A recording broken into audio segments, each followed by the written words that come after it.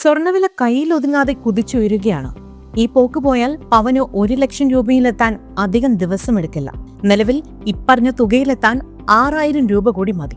എന്തുകൊണ്ടാണ് മഞ്ഞലോഹത്തിന് ഇത്രയേറെ വില കൂടുന്നത്? സ്വർണ്ണവിലയെ സ്വാധീനിക്കുന്ന പ്രധാന ഘടകങ്ങൾ എന്തൊക്കെയാണെന്ന് നമുക്ക് പരിശോധിക്കാം.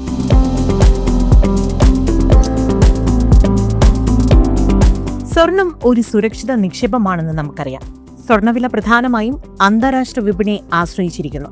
യുദ്ധങ്ങൾ, രാഷ്ട്രീയ പ്രതിസന്ധികൾ, സാമ്പത്തിക മാന്ദ്യ ഭീഷണികൾ എന്നിവ ഉണ്ടാകുമ്പോൾ നിക്ഷേപകർ ഓഹരി വിപണിയിൽ നിന്ന് പണം പിൻവലിച്ച് സുരക്ഷിത നിക്ഷേപമായ സ്വർണത്തിലേക്ക് മാറ്റുന്നു. ഇത് ഡിമാൻഡിനൊപ്പം വിലയും വർദ്ധിക്കാൻ കാരണമാകുന്നു.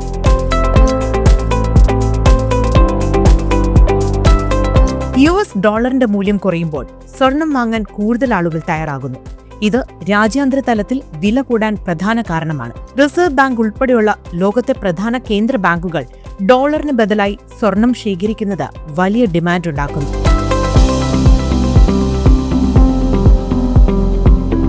കേരളത്തിലെ വിലവർദ്ധനവിൽ ഇന്ത്യയിലെ ചില നയങ്ങൾക്കും പങ്കുണ്ട്. ഡോളറിനെതിരെ രൂപയുടെ മൂല്യം കുറയുന്നത് സ്വർണത്തിന്റെ ഇറക്കുമതി ചെലവ് കൂട്ടുന്നു.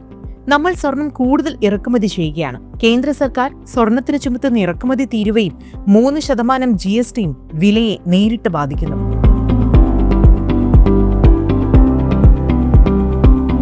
കേരളത്തിൽ സ്വർണത്തിന് എന്നും പ്രത്യേക സ്ഥാനമുണ്ട്. വിവാഹ സീസണുകൾ വരുമ്പോൾ സ്വർണത്തിനായുള്ള ആവശ്യം കുതിച്ചുയരുന്നു. ഡിമാൻഡ് കൂടുമ്പോൾ വിലയും കൂടും.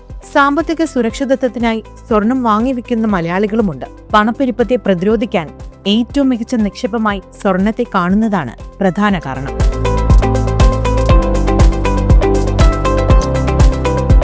ആഗോള രാഷ്ട്രീയ അനിശ്ചിതത്വങ്ങൾ നിലനിൽക്കുന്നിടത്തോളം കാലം സ്വർണം ഒരു സുരക്ഷിത നിക്ഷേപമായി തുടരും. അതുകൊണ്ട് തന്നെ വില ഇനിയും വർദ്ധിക്കാനാണ് സാധ്യതയെന്ന് വിദഗ്ധർ അഭിപ്രായപ്പെടുന്നു.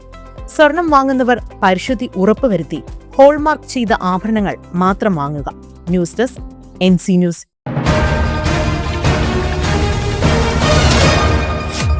MC ന്യൂസ്, കനേഡിയൻ മലയാളികളുടെ വാർത്താജാലകം.